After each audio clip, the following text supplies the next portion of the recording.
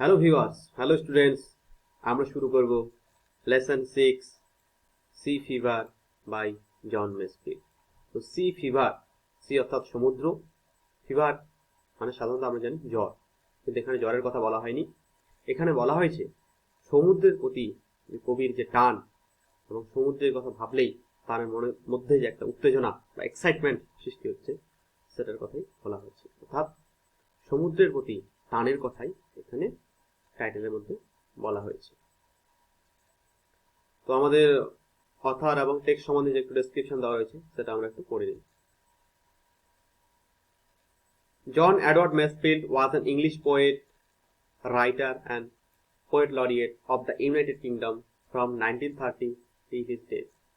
জন Edward মেসফিল্ড একজন English কবি, British কবি, লেখক এবং পোয়েট লরেট অর্থাৎ সভাকবি ছিলেন ইউনাইটেড কিংডমে 1930 থেকে তার মৃত্যু পর্যন্ত। He is also remembered as the author of the children's novels The Midnight Folk and The Box of Delights, এবং তিনি আরও তার শিশুদের জন্য উপন্যাস মিডনাইট ফোক এবং দ্য বক্স অফ ডিলাইটস এর জন্য বিখ্যাত এবং তিনি স্মরণীয়। এরপর আমরা আসি কবিতার যে মূল বিষয়বস্তু, সেটা এখানে 3টে লাইনের মধ্যে ডেসক্রাইব করা আছে, সেটা আমরা একটু পড়ে নিই। The poet speaks of the excitement of the poet, feels at the anticipation of his sea voice. অর্থাৎ কবি স্পিক্স অফ দ্য এক্সাইটমেন্ট, সেই সমস্ত উত্তেজনার কথা বলছেন যখন তিনি মনে মনে ভাবছেন, anticipation of a sea voice, যখন যে তিনি মনে মনে কল্পনা করছেন যে একটা খুব শীঘ্রই তিনি একটা সি ভয়েস অর্থাৎ সমুদ্র যাত্রা করতে চলেছেন। অ্যান্টিসিপেশন অর্থাৎ পূর্বাভাস বা অগ্রিম একটা ধারণা পাচ্ছে যে তার খুব শীঘ্রই একটা সমুদ্র যাত্রা হতে চলেছে, এবং তার ফলে তার মন ভিতরে যে এক্সাইটমেন্ট সেটাই এখানে তুলে ধরেছে। The passionate description of the seascape reveals the eternal desire of man to seek the splendor of nature. Passionate description of the seascape অর্থাৎ সমুদ্রের যে একটা প্যাশনেট আবেগপূর্ণ একটা বর্ণনা এখানে দেওয়া রয়েছে, সেটা প্রকাশ করে যে মানুষের একটা চিরন্তন ইচ্ছা কিসের প্রতি, to seek the Splendor of nature, অর্থাৎ প্রকৃতির যে একটা সৌন্দর্য রয়েছে, একটা বিবর্ণ রূপ রয়েছে, সেটাকে উপভোগ করার যে একটা মানুষের ইচ্ছা, সেটাই এখানে গভীরভাবে আবেগপূর্ণভাবে কবি বর্ণনা করেছেন। স্প্লেন্ডার বলতে এখানে প্রকৃতির রং, রূপ, রস সমস্ত কিছু একসঙ্গে বলেছেন। অর্থাৎ প্রকৃতির যে একটা জাঁকজমকপূর্ণ রূপ রয়েছে, সেটাকে মানুষের আবিষ্কার করার বা মানুষের দেখার, জানার, শোনার যে একটা অদম্য ইচ্ছা, সেটাই কিন্তু কবিতায় প্রকাশ করা হয়েছে। তো আমরা এরপর টেক্সটে চলে আসি। I must go down to the seas again, to the lonely sea and the sky. I must go down to the seas again, অর্থাৎ আমি আবার যাব, তার মানে এর আগেও কবি বহুবার সমুদ্র যাত্রায় গেছেন। তিনি বলছেন যে আমি আবার যাব কোথায়, to the lonely sea and the sky, অর্থাৎ সমুদ্রে যাব, সেই নিঃসঙ্গ সমুদ্র এবং সেই আকাশের পথে, যেখানে খোলা আকাশ থাকবে। And all I ask is a tall ship and a star to steer her by, এবং আমার যা চাই হচ্ছে একটা লম্বা জাহাজ, একটা চওড়া জাহাজ, বড় জাহাজ, এবং সেই জাহাজকে পরিচালনা করার জন্য একটা স্টার, একটা তারা দরকার। স্টিয়ার অর্থাৎ সেটিকে চালনা করার জন্য যে মেশিন থাকে স্টিয়ারিং, সেটার কথা বলা হয়েছে। এক্ষেত্রে তারাটা থাকলে দিক নির্ণয় করতে সুবিধা হবে, সেটার জন্য এখানে তার কথা বলা হয়েছে, তারার কথা বলা হয়েছে। And the wheels kick and the wind song and the white sails shaking and a grey mist on the sea's face and a grey dawn breaking, এবং আমার চাই হুইলস কিক, এখানে চাকার ধাক্কার কথা বলা হয়েছে, যদিও জাহাজের চাকা থাকে না, এক্ষেত্রে হয়তো জাহাজের গতিপথ পরিচালনা করার জন্য, জাহাজকে বিভিন্ন দিকে নিয়ে যাওয়ার জন্য যে স্টিয়ারিং ব্যবহার করা হয়, সেই স্টিয়ারিং এর চাকার কথাই বলা হয়েছে সম্ভবত। অ্যান্ড দ্য উইন্ড সং, এবং বাতাসের গান, বাতাসের শো শো আওয়াজ। And the white sails shaking, এবং সেই হোয়াইট সেলের অর্থাৎ অর্থাৎ সাদা যে পাল থাকে, জাহাজকে দ্রুত গতি করার জন্য যে পাল থাকে, সেই পালে বাতাসের যে শব্দ লাগবে এবং সেই ঝাঁকুনিটা তিনি চাইছেন। And a grey mist on the sea's face, mist মানে হচ্ছে কুয়াশা, কি থাকবে সমুদ্রের মুখে থাকবে, অর্থাৎ সমুদ্রের বুকে থাকবে বা সমুদ্রের এরিয়াটা জুড়ে থাকবে একটা ধূসর রঙের কুয়াশা। And a grey dawn breaking, এবং একটা সূচনা হবে সুন্দর ধূসর ভোরের, গ্রে অর্থাৎ ধূসর। I must go down to the seas again for the call of the running tide, যে আমি আবার সমুদ্রে যাব, for the call of the running tide, অর্থাৎ সমুদ্রের যে স্রোত, রানিং টাইড, টাইড অর্থাৎ স্রোত, সমুদ্রের যে স্রোত, সেই স্রোতের ডাকে আমি আবার সমুদ্রে যাব। is a wild call and a clear call that may not be denied, এটা হচ্ছে একটা পরিষ্কার, একটা বন্য কল, পাগল করা ডাক এবং পরিষ্কার ডাক, যেটা অস্বীকার করা যাবে না। And all I ask is a windy day with the white clouds flying, এবং আমার যা চাই তা হচ্ছে একটা উইন্ডি ডে, অর্থাৎ বেশ একটা বাতাস ভরা দিন, একটা ঝোড়ো হাওয়ার দিন। অ্যান্ড হোয়াইট ক্লাউডস ফ্লাইং, এবং আকাশে উড়বে সাদা মেঘ।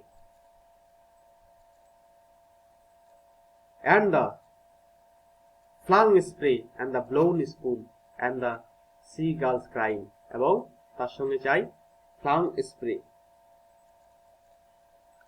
ফ্লাং স্প্রে অর্থাৎ ভাসমান সেই বিশাল জলরাশি যেগুলো ছিটিয়ে ছিটিয়ে ঢেউয়ের ধাক্কায় এদিক ওদিক ছিটকে যাচ্ছে, এরকম একটা পরিবেশ। অ্যান্ড দ্য ব্লোন স্পুন, এবং ফুলে ওঠা ফেনা, স্পুন মানে হচ্ছে ফেনা।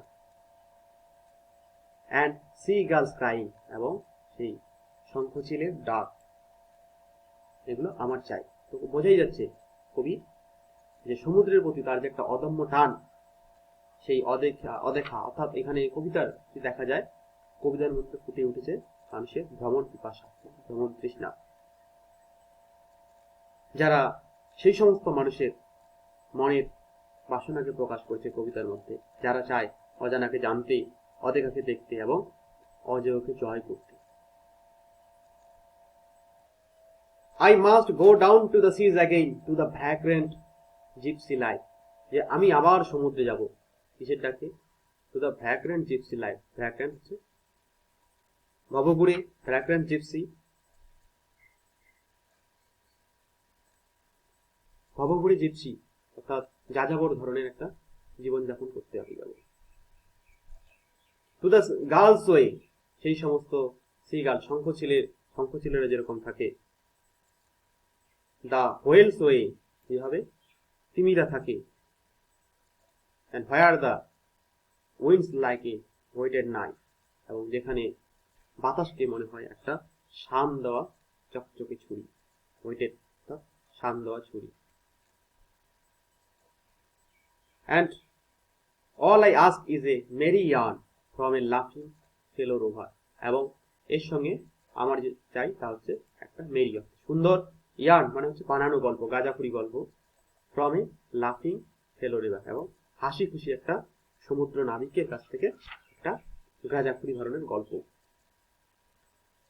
And quiet sleep and a sweet dream when the long trips over, এবং একটা সুন্দর, একটা শান্ত ঘুম, এ সুইট ড্রিম, একটা মিষ্টি স্বপ্ন, when the long trips is over, যখন সেই আমাদের ট্রিপটা, এখানে ট্রিপের কথা বলেছে, ট্রিপ মানে ট্রিপ, জার্নি, যখন সেই জার্নিটা শেষ হয়ে যাবে, তখন আমার চাই একটা শান্ত ঘুম, একটা মিষ্টি স্বপ্ন। তো কবিতাটা আমরা দেখতে পাই যে কবিতার মধ্যে ফুটে উঠেছে কবির সমুদ্রের প্রতি এক অদম্য টান, এবং সেখানে যেই জিনিসগুলো তিনি চেয়েছেন তিনি চেয়েছিলেন পথ প্রদর্শক হিসাবে তার একটি তারা চাই, এবং তিনি অনুভব করতে চান জাহাজের চাকার শব্দ, হুইলস কিক।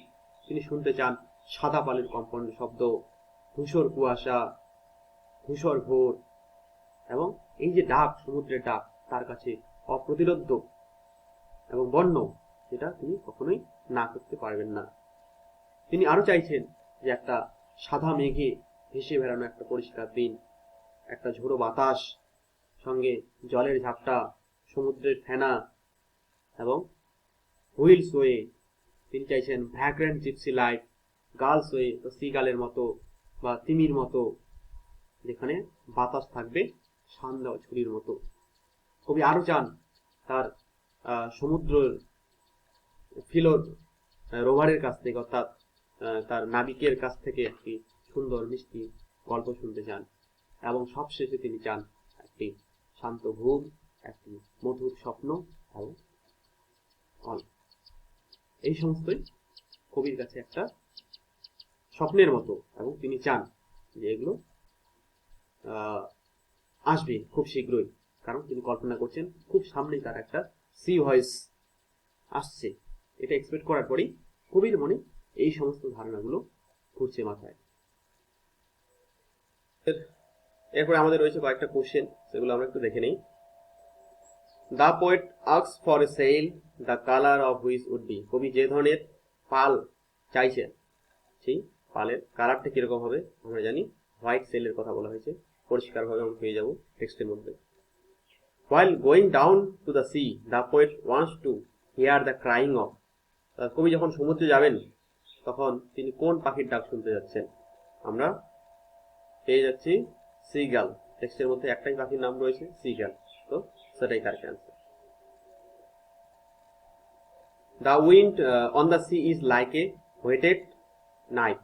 শান দেওয়া ছুরির মতো বাতাসের কথা বলা হয়েছে এখানে। 2 নম্বরে এখানে ট্রু ফলস লিখতে হবে এবং একটা করে সাপোর্টিং স্টেটমেন্ট দিতে হবে।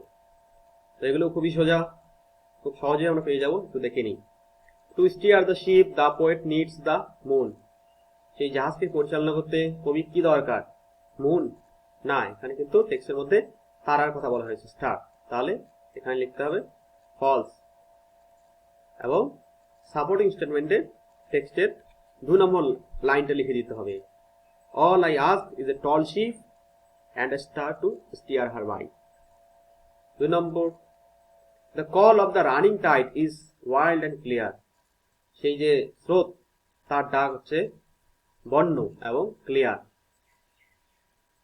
এটা ট্রু, এটা আমরা পেয়ে যাব 48 পেজ অর্থাৎ টেক্সটের সেকেন্ড প্যারাগ্রাফের second line. Is a wild call and a clear call that may not be denied. অ্যান্সারটা তার আগে থেকে লিখতে হবে। For the call of the running tide is a wild call and a clear call that may not be denied. এটা লিখতে হবে supporting স্টেটমেন্টে। তারপরে রয়েছে the poet is going out to the sea for the first time. কবি প্রথমবারের জন্য সমুদ্র যাত্রায় যাচ্ছেন। এটা অফ কোর্স ফল হবে, কারণ আমরা দেখতে পাবো প্রায় প্রত্যেকটা প্যারাগ্রাফে, 3টা প্যারাগ্রাফ রয়েছে, 3টা প্যারাগ্রাফেরই প্রথম লাইনটা রয়েছে I must go down to the seas again. আমি আবার যাব, তার মানে বোঝা যাচ্ছে তিনি প্রিভিয়াসলি, মানে এর আগেও গেছেন। তাহলে আমাদের শুধু এই লাইনটা লিখতে হবে, I must go down to the seas again. এইটুকু অংশ লিখলেই হয়ে যাবে। শর্ট কোশ্চেন গুলো একটু দেখে নিই। During what time of the day does the poet wish to go down to the sea. কবি কোন সময়ে, দিনের কোন সময়ে সমুদ্র যেতে চাইছেন? এখানে ডাইরেক্ট কোনো সময়টা উল্লেখ নেই, কিন্তু আমরা যদি সেকেন্ড লাইনটা দেখি, all I ask is a tall ship and a star to steer her by. অর্থাৎ একটা তারা চাই। তো তারা কখন দেখা যায়? রাত্রিবেলায়। তাহলে এখানে নাইট লিখতে হবে, রাতের সময়ের কথা বলা হয়েছে। What kind off day does the poet prefer for selling. কবি কি ধরনের দিন চাইছেন? কবি চাইছেন উইন্ডি ডে। আমরা পেয়ে যাব টেক্সটের সেকেন্ড প্যারাগ্রাফের থার্ড লাইনে, যেখানে লেখা রয়েছে